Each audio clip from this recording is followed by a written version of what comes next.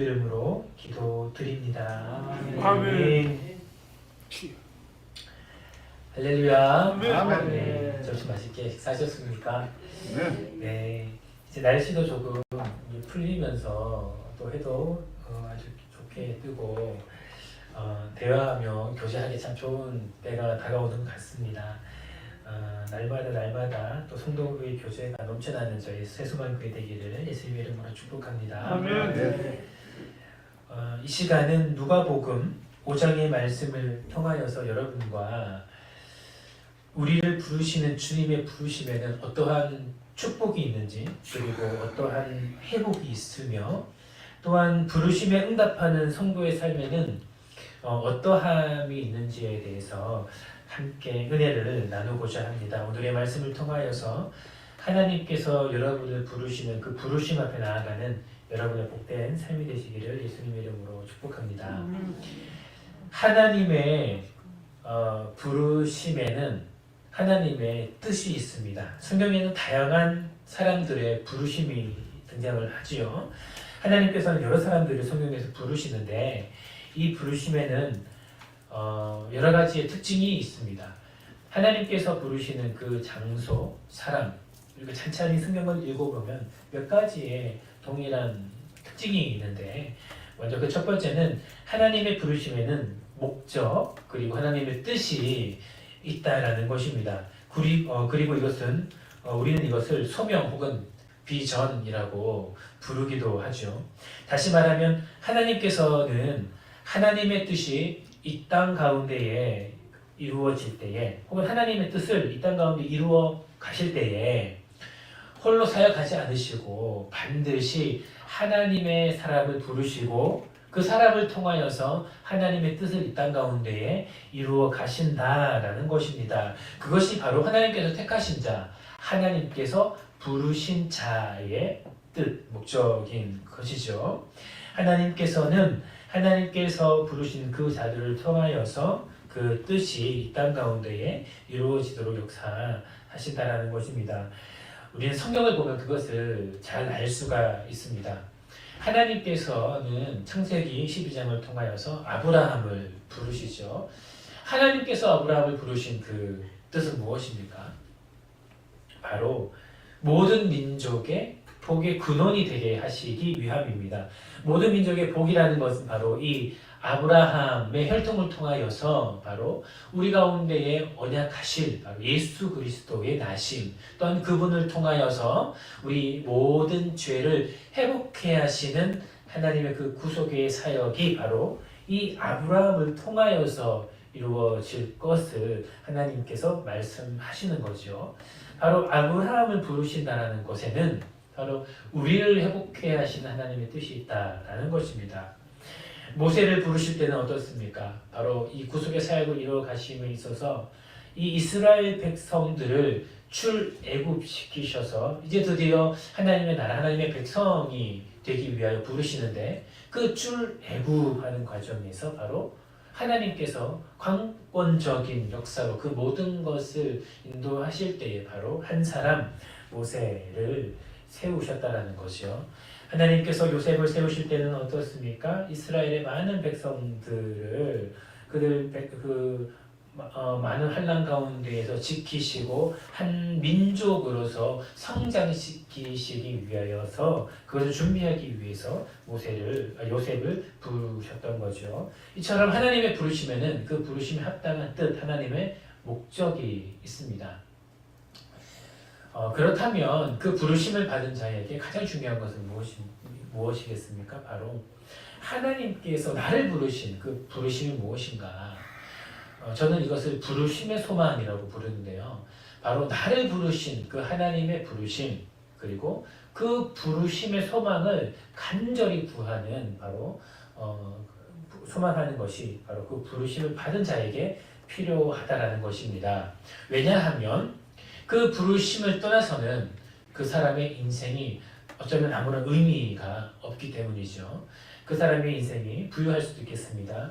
그 사람의 인생에 놀라운 권력이 존재할 수도 있겠습니다. 그러나 하나님께서 부르시는 그 부르심에 어긋난다면 그 사람의 인생은 아무런 소용이 것이지요. 그렇기 때문에 하나님께 부르심을 받은 자, 이게 가장 중요한 것은 하나님의 부르심을 명확히 하는 것이며, 이는 하나님의 부르심이 무엇인지 끊임없이 하나님 앞에 간구하는, 기도하는 것이 바로 그 부르심을 받은 자에게 있어야 된다라는 것입니다. 아멘. 아브라함도 그러했습니다. 그 부르실 때에 순종할 뿐만 아니라 끊임없이 하나님의 부르심 안에 거하기 위해서 노력했고, 그리고 모세 또한 그 부르심을 받을 그 때에 하나님의 부르심대로 나아가기 위해서 끊임없이 하나님 앞에 나아갔던 것이지요. 성경의 많은 인물들, 특별히 하나님의 부르심을 받은 자들의 모습을 살펴보면 언제나 끊임없이 하나님 앞에 나아갔던 모습을 우리는 알 수가 있습니다. 그렇기에 우리 살아가는 성도들의 모든 삶에 먼저 있어야 될 것은 바로 그 부르심의 소망, 그 간절한 소망이 우리 삶 안에 있어야 할 것입니다. 두 번째로 하나님께서 부르시는 그 부르심에는 하나님께서 허락하신 도우심, 그리고 여호와의 채우시는 하나님의 은혜가 있다라는 것입니다. 하나님께서는 하나님의 사람들을 부르실 때에 그저 부르시지 아니하십니다. 모든 책임을 우리에게 던져버리고, 나는 불렀으니 이 모든 것을 너희들이 이루어 가라라고 모든 것을 그냥 맡기시고 우리에게 책임을 지어주시는 분이 아니십니다. 할렐루야. 하나님의 부르심에는 하나님의 도우심이 있습니다. 하나님의 부르심에는 여호와의 채우시는 하나님의 은혜가 있다라는 사실입니다. 하나님께서 이스라엘 백성, 특별히 이스라엘 백성들을 출애굽시키실 때에 한 사람 모세를 부르시지요. 그는 그의 어릴 적 혈기왕성한 자였습니다. 비록 그 민족을 사랑하는 사랑이 있는 자였지만 그러나 그는 혈기왕성하여 그 민족을 욕하는 사람들을 해하는 그런 혈기왕성한 자였지요. 하나님은 그를 어디로 보내십니까? 바로 광야로 보내십니다. 그리고 하나님께서는 똘기나무 아래에서 그에게 말씀하시며 그의 인생에 그의 준비되지 못한 것들을 먼저 준비시키시는 분이시죠.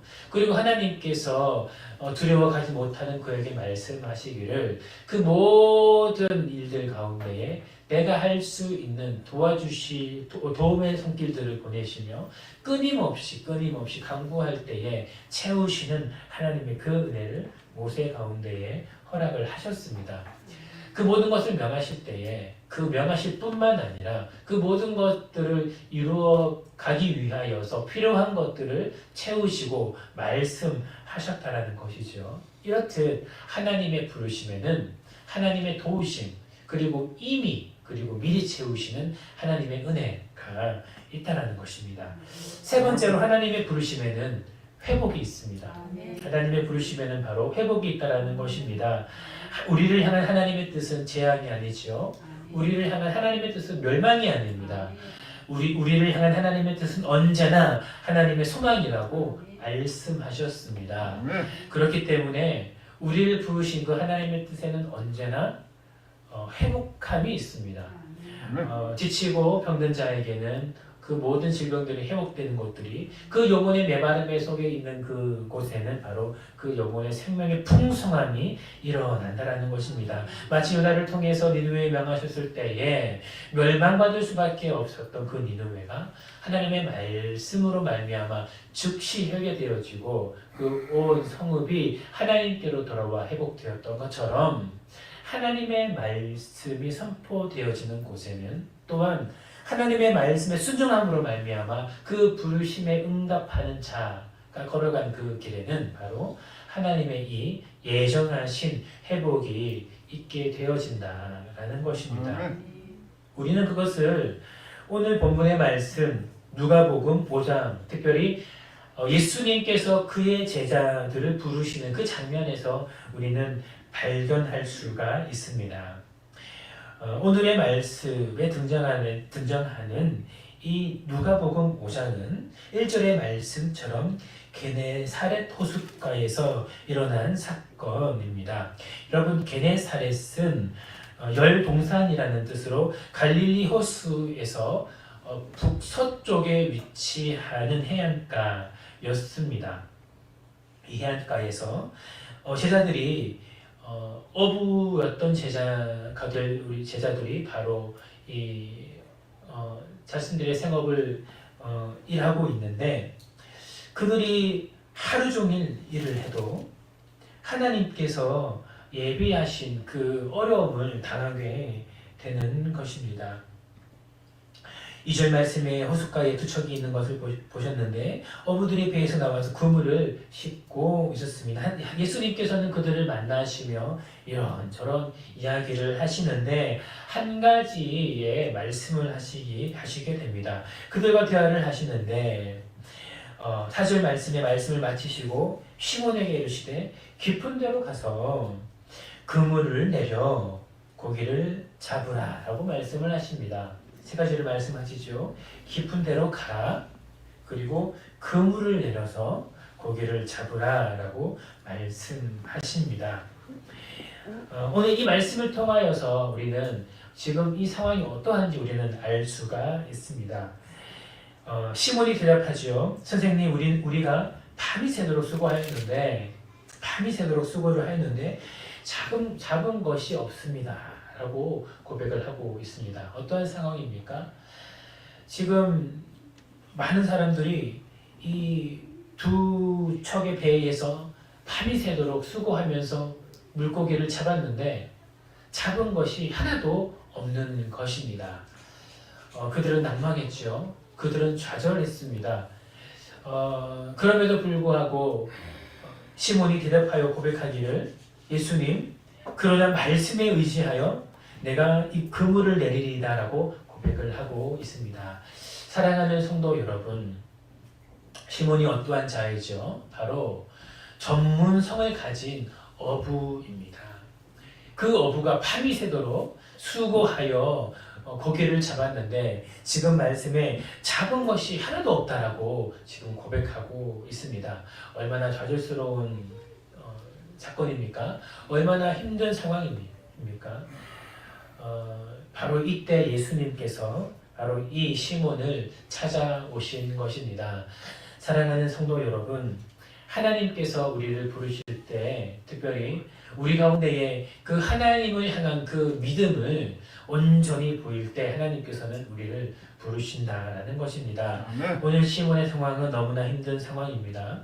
오늘 시몬의 상황은 자신의 힘으로 수고하고 노력하였지만 잡은 것이 하나도 없는 좌절할 만한 상황입니다. 그때 예수님께서는 찾아오셔서 시몬을 부르셨습니다. 그리고 이야기하실 때에 깊은 데로 가서 그리고 그물을 내려서 고기를 잡으라 라고 말씀하십니다. 사랑하는 성도 여러분, 예수님께서 우리 가운데에 특별히 좌절하고 그리고 힘들며 고통 가운데 거할 때, 특별히 우리의 노력으로 수고하고 노력하여서 그 모든 것을 우리 가운데에 취하려고 하였지만 아무것도 취하지 못했던 이 시몬과 같은 상황에서 우리를 때로는 부르신다라는 것입니다. 왜 그렇습니까? 왜 예수님께서는 풍성할 때가 아니고 이럴 때에 우리를 부르십니까? 바로 이때야말로 우리의 믿음을 하나님께 온전히 보여드릴 수 있는 적절한 때이기 때문입니다. 그렇기 때문에 어쩌면 오늘 이 상황은 예수님께서 시몬에게 허락하신 감당할 만한 시험의 순간이라고 할 수가 있겠습니다. 사랑하는 성도 여러분, 우리 가운데 환난 시험이 없이는 우리의 믿음을 하나님께 온전히 보여드릴 수가 없지요. 우리는 연약한 존재입니다. 참으로 부족한 존재입니다. 그래서 우리 가운데 풍성함이 거할 때에 하나님, 나는 하나님을 사랑합니다. 나는 하나님을 믿습니다. 나는 제자로서 하나님을 따라가기에 이미 준비된 성도입니다. 라고 고백할 수가 있습니다. 그러나 그 모든 상황 가운데에서 내가 지금 나의 상황이 힘들 때에 그리고 고통 가운데 거할 때에는 어떻습니까? 하나님께 원망하고 하나님을 온전히 믿지 못하고 때로는 그 믿음이 흔들리며 시험 당할 때가 바로 우리 삶의 고통, 고난, 어려움이 다가올 때가 아니겠습니까? 그러나 예수님께서는 말씀하시는 것입니다. 바로 그때가 하나님을 향한, 예수 그리스도를 향한 그 믿음을 온전히 하나님께 보여드리고 하나님께 올려드릴 바로 적절한 부르심의 때다라는 것입니다. 예수님께서 오늘 말씀을 통하여서 시몬에게 말씀하십니다. 깊은 데로 가라. 그리고 그물을 내려라. 사랑하는 성도 여러분, 오늘 3절의 말씀, 특별히 4절의 말씀을 통하여서 예수님께서 말씀하시는 것은 사실은 너무나 허황되고 어부의 직업을 가지고 있는 이 시몬에게는 너무나 이해할 수 없는 말씀입니다. 여러분이 잘 아시는 듯이 예수님의 말씀은 시간적으로도 그리고 공간적으로도 또 적절한 때가 아닌 거 우리 모두 알고 있지요. 깊은 곳은 물고기들이 다니는 곳이 아닙니다. 그래서 이 물때라고 그러죠. 이 때는 바로 이 물고기들이 잘 모여서 다닐 때도 아니었습니다. 그럼에도 불구하고 예수님께서는 이들에게 깊은 데로 가서 그물을 내리라 라고 말씀하시죠. 이에 시몬은 고백합니다. 아무것도 잡은 것이 없지만 말씀에 의지하여 내가 그물을 내리겠습니다 하고 순종함을 예수님께 보여드리는 것입니다. 사랑하는 성도 여러분, 예수님의 그 부르심을 받은 자 가운데에 가장 중요한 것은 무엇입니까? 바로 그 말씀에 온전히 순종하는 것이라 할 수 있겠습니다. 할렐루야. 하나님의 말씀에 우리 가운데 임할 때에 우리 가운데 가장 중요한 것은 먼저는 그 하나님의 말씀에 순종하는 것입니다. 그 말씀에 순종할 때에 하나님께서는 우리 가운데 그것 가운데 오히려 하나님의 역사하심을 우리 가운데 온전케 하신다라는 것입니다. 시몬이 예수님의 말씀에 의지하여 그물을 내렸을 때에 어떻게 되었습니까? 고기를 잡은 것이 심이 많아 그물이 찢어질 때까지 그물을 건지게 되었습니다. 사랑하는 성도 여러분, 하나님의 말씀에 순종할 때 어떠한 일이 일어나게 됩니까?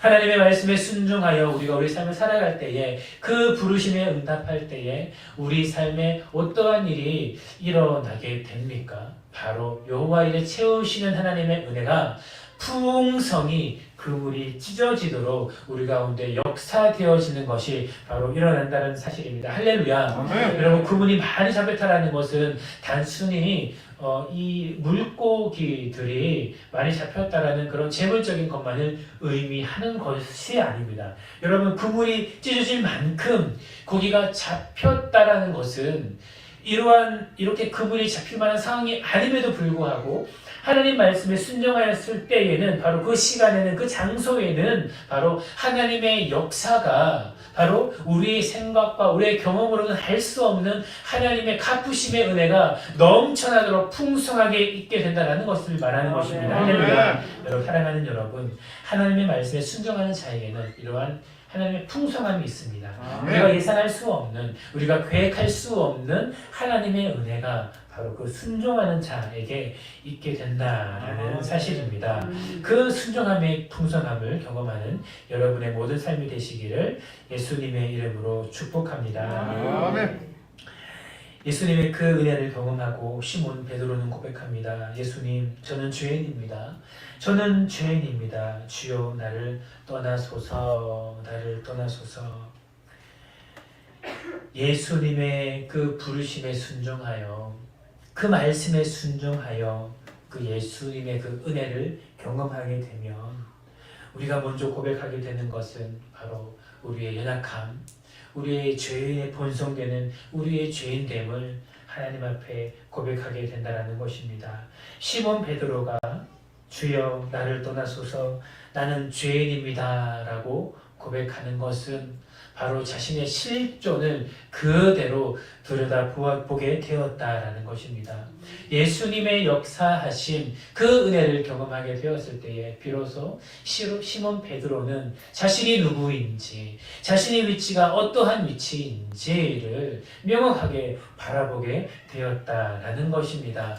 사랑하는 성도 여러분, 하나님의 역사함, 하나님의 그 은혜가 있는 곳에는 어떠한 일이 일어납니까? 바로 온전한 회개, 하나님을 향한 온전한 고백이 있게 되어진다는 것입니다. 그렇기에 사랑하는 성도 여러분, 여러분의 삶에 그 하나님의 은혜가 있기를 간구하십시오. 하나님의 그 축복이 있기를 간구하십시오. 무엇 때문에요? 여러분, 무엇 때문에요? 바로 그 은혜가 있는 곳에는 하나님을 온전히 밝히 알게 되며 나 자신이 누구인지를 명확히 알게 되는, 내 실존을 명확히 알게 되는 그 은혜가 우리의 삶에 있게 된다는 것입니다. 이것이야말로 그 무엇과도 비교할 수 없는 하나님의 은혜라는 것입니다.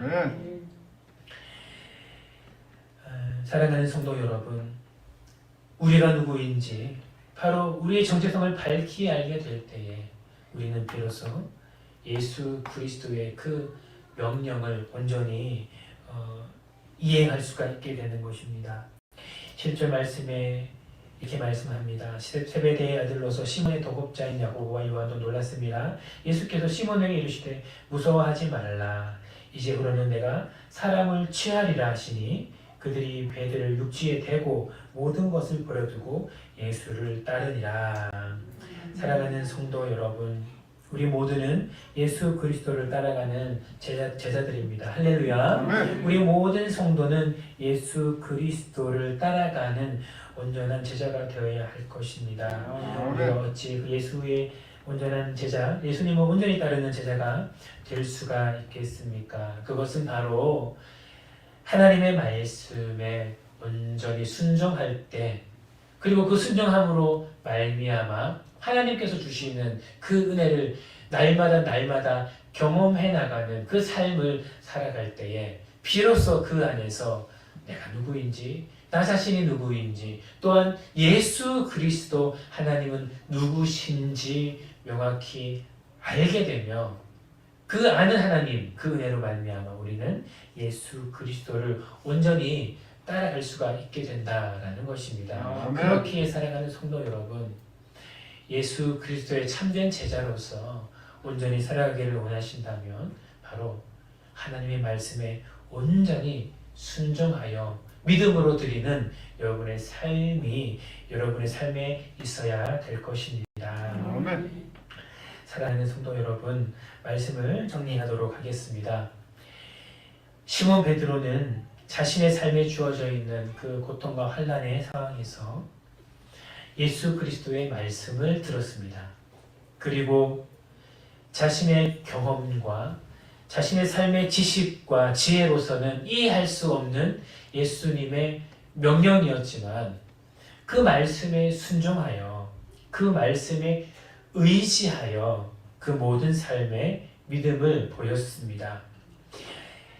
예수님의 말씀에 의지하여 순종하였다는 것은 자신의 모든 삶을 내려놓고 그 말씀을 온전히 순종했을 때에 그 모든 말씀을 들었을 때에 반응하였을 때에 예수님께서 능력 되신 하나님께서 그 모든 말씀을 지키는 순종하는 우리 가운데에 나는 능력이 없으나 나는 힘이 없으나 하나님께서 그 모든 것을 이끌어 가시겠다라는 그 믿음의 순종을 우리 가운데 말씀하시는 것입니다.